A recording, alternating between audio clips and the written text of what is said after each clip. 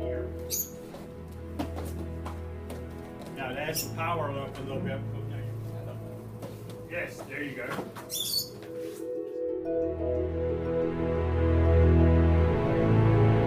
Right here, that's why I said you don't try to interpret where you use the circle.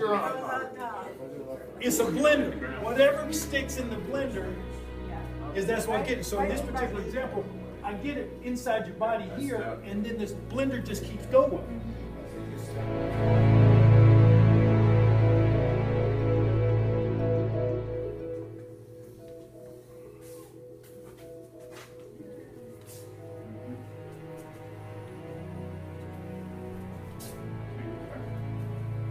Just try it in the air a couple of times. So here you are on the left lead.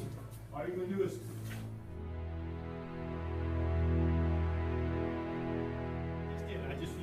here. That was 3, right? 1, 2, 3. By the time my foot hits, I've already thrown 3. Just fine. If you want to, step behind me. If you end up here, it ends up just like a throw.